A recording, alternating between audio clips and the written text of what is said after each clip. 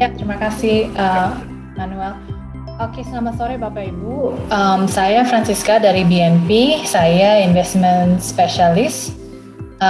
Dan hari ini saya akan sampaikan materi tentang produk BNP dan juga topiknya adalah navigating a challenging environment.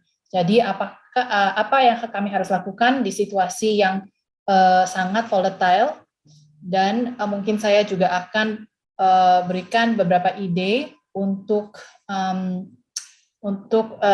taking this opportunity ya untuk investasi. Oke, kami mungkin langsung next slide aja ya. Oke, jadi sebagai market review apa yang sudah terjadi di kuartal ketiga, bisa di-note bahwa JCI ini performanya masih lebih baik dibanding beberapa indeks lain di dunia, naiknya sekitar 1,9% di kuartal ketiga. Kemudian LQ45 naik sekitar 2% quarter on quarter. Jadi trennya sangat positif buat JCI. Next. Ini untuk dari sisi inflow dan outflow, bisa dilihat bahwa bulan Agustus dan September kami sudah mulai melihat inflow kembali di pasar equity ya untuk Indonesia. Sedangkan untuk obligasi kami masih terlihat outflow, ya mungkin ini juga ada pengaruh dari kenaikan suku bunga dari The Fed ya. Jadi memang kalau kita lihat di Asia Tenggara ini semua rata-rata memang terjadi foreign outflow, terutama di Taiwan ya. Indonesia masih terlihat inflow di pasar equity. Jadi memang sentimen buat Indonesia saat ini lagi positif. Next. Oke, jadi sebelum saya mulai tentang global dan juga untuk Indonesia ya, mungkin saya briefly mention tentang beberapa tema yang kami perhatikan untuk kuartal ke depan.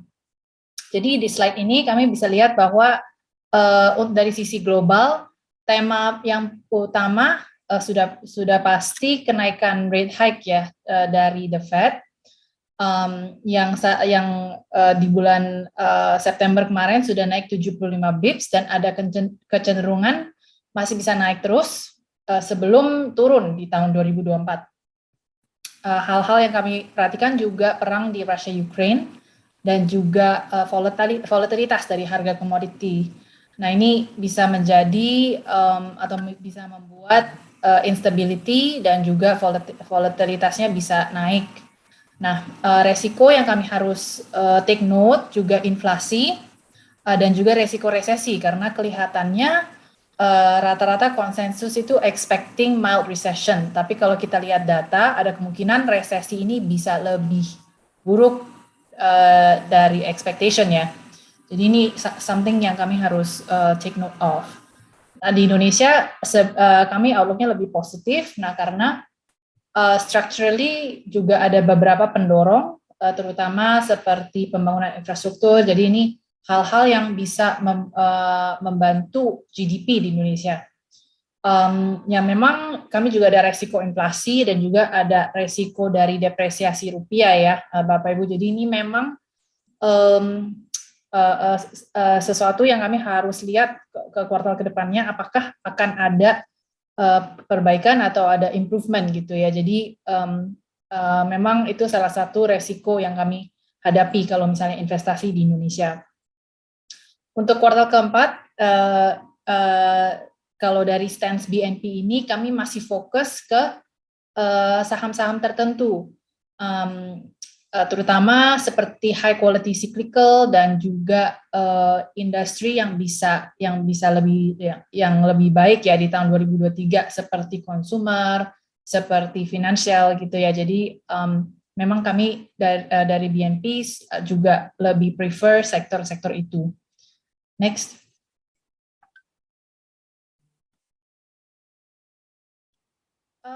Oke, jadi mungkin untuk secara gambar besar ya, saya mungkin bahas tentang inflasi yang saat ini sangat tinggi di US, belum ada tandanya mereda, tapi dari sisi positifnya ada beberapa data yang sebenarnya menceritakan bahwa inflasi ini ada kemungkinan bisa turun di waktu dekat, terutama goods inflation turun ya, bisa dilihat di chart sebelah kiri. Kemudian corporate intention to raise prices juga sudah puncak ya, sudah mencapai puncak. Jadi kelihatannya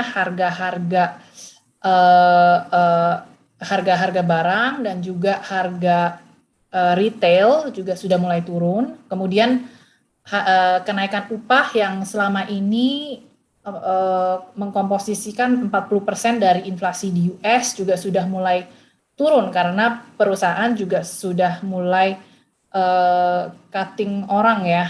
Mungkin baru-baru ini Bapak Ibu juga sudah dengar-dengar berita dari US. Jadi dari sisi kenaikan upah juga mungkin sudah cooling down. Jadi inflasi ada kemungkinan bisa turun ya di waktu dekat ini. Jadi biarpun masih tetap tinggi, tapi kami positif bahwa ada kemungkinan bisa cooling down. Next.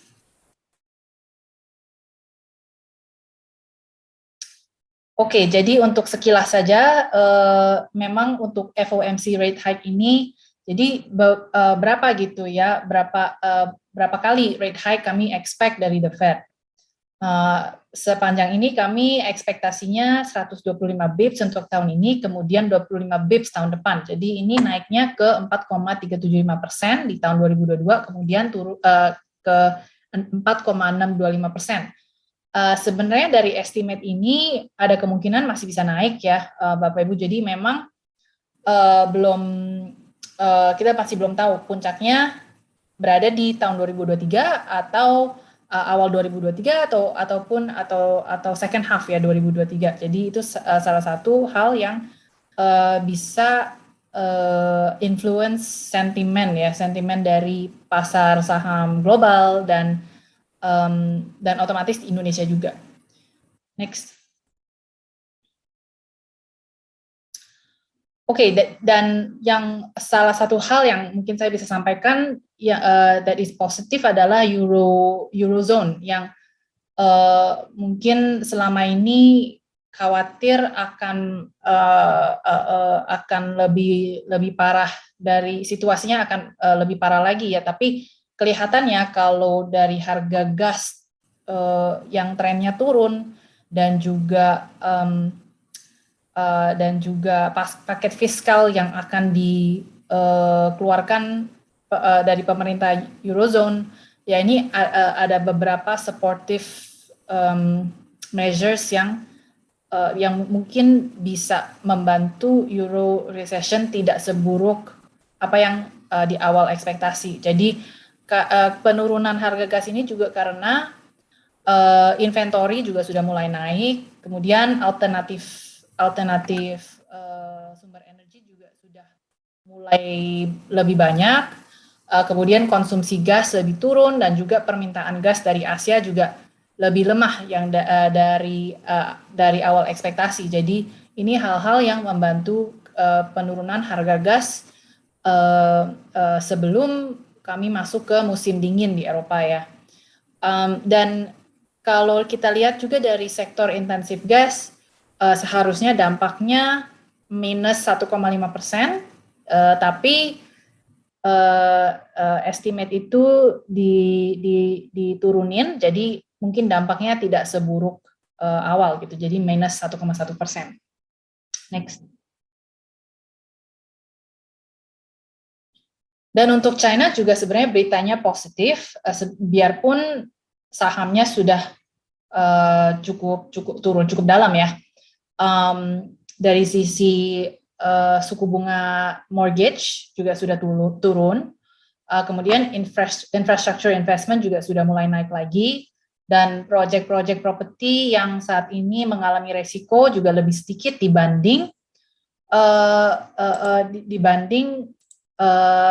property sales secara nasional. Jadi kelihatannya resikonya tidak terlalu besar gitu. Jadi kami positif terhadap China. Next. Oke, ini juga harga coal dan harga kalau kita lihat dari harga batu bara memang cenderung naik ya. Jadi memang saat ini harga komoditas ini juga masih di tren yang naik ya. Sedangkan coal inventory juga kelihatannya turun gitu ya. Jadi memang kelihatannya harga komoditas ini masih bisa naik. Dan hal itu akan positif terhadap Indonesia, cadangan devisa dan juga rupiah. Next. Oke, jadi untuk Indonesia ini kami sudah masuk ke Indonesia. Untuk mungkin saya recap sebentar ya teman-teman tentang third quarter ini. Third quarternya memang cenderung positif nih karena tren ekspornya positif dengan tingginya harga komoditas. Kemudian aktivitas ekonomi juga terus pulih dan memang salah satu resiko itu inflasi karena harga bahan bakar dinaikin di bulan September. Tapi kami lihat bahwa secara pertumbuhan laba bersih ini masih oke di semester kedua. Dan juga inflasi setelah kenaikan harga bahan bakar ini menjadi resiko yang kami harus terus pantau. Dan kedepannya resiko itu lebih ke resiko pelemahan rupiah dan juga inflasi yang lebih tinggi dari yang diperkirakan. Next. Oke, mungkin ini slide yang mungkin cukup menarik ya buat teman-teman karena bisa dilihat bahwa weighting Indonesia dari secara emerging market index ya sudah mulai naik dan sudah di level yang cukup tinggi nih di 2% ya. Sebelumnya di less than 1.4% ya di tahun 2021 nih. Jadi ini menunjukkan bahwa foreign sentiment sudah balik dan juga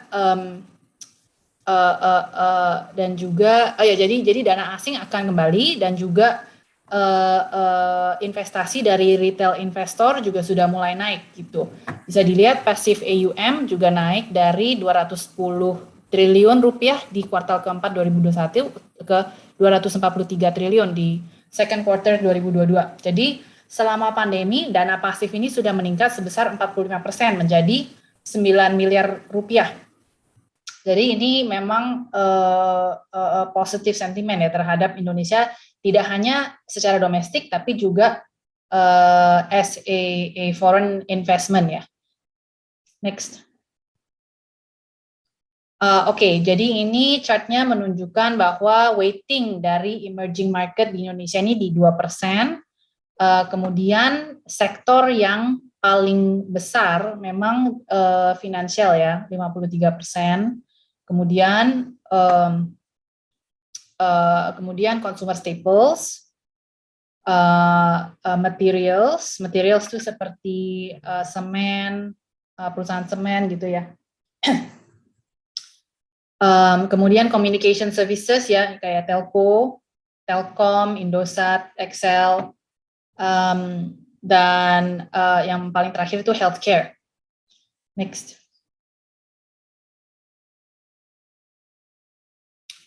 Oke, dan dari sisi earnings, kalau kita lihat dari chart ini juga earnings expectation buat di Indonesia ini masih salah satu yang paling tinggi di emerging market. Bisa dilihat Indonesia ini di 34% earnings growth expectation untuk tahun 2022. Sebenarnya ini angka yang paling tinggi sih di Asia ya. Kemudian the next one itu adalah Thailand yang di 23%. Nah, memang pertumbuhan ini turun ya di tahun 2023, cuma masih positif dibanding negara lain.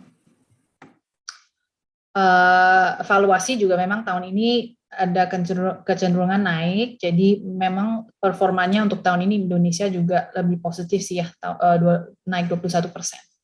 Next.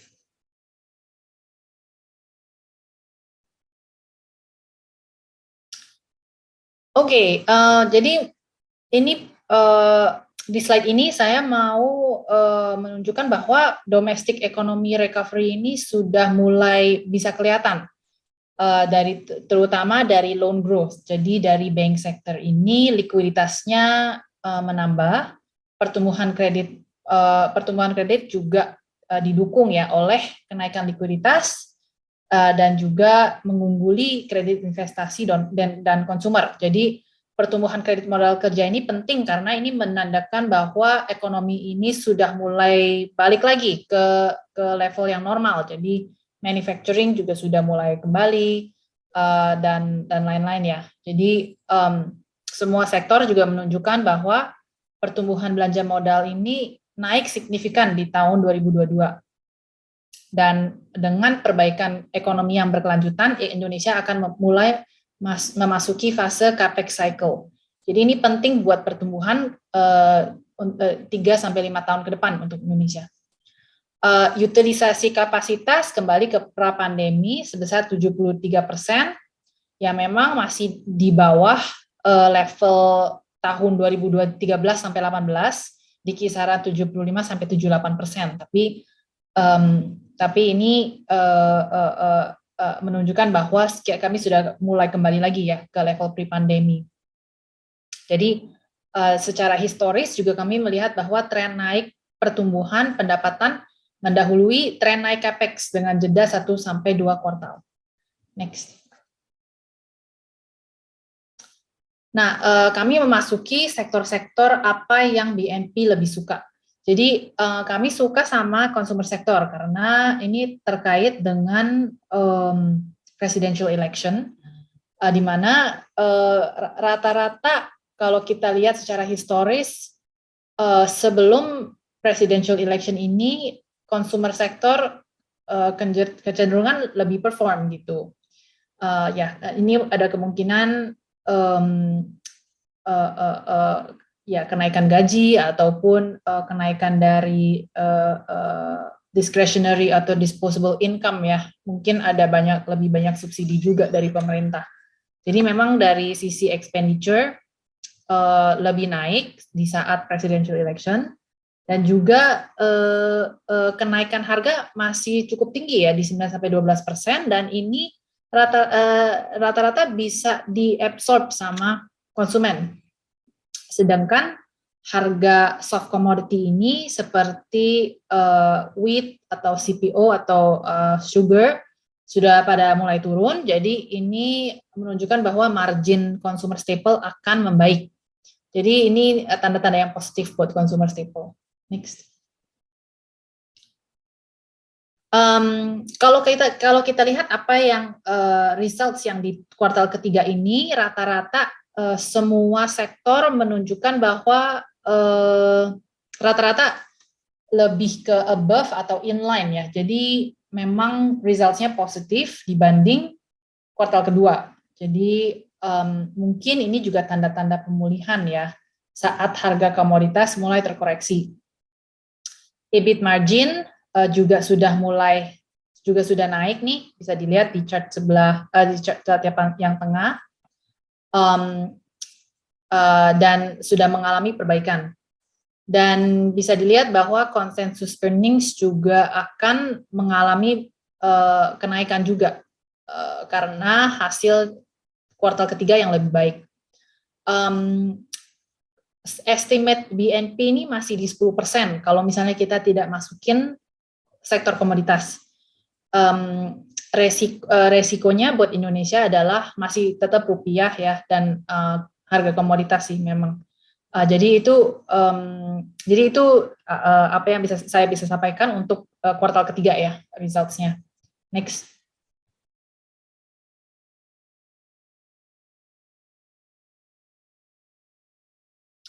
Oke, ini yang saya sudah bahas tadi barusan.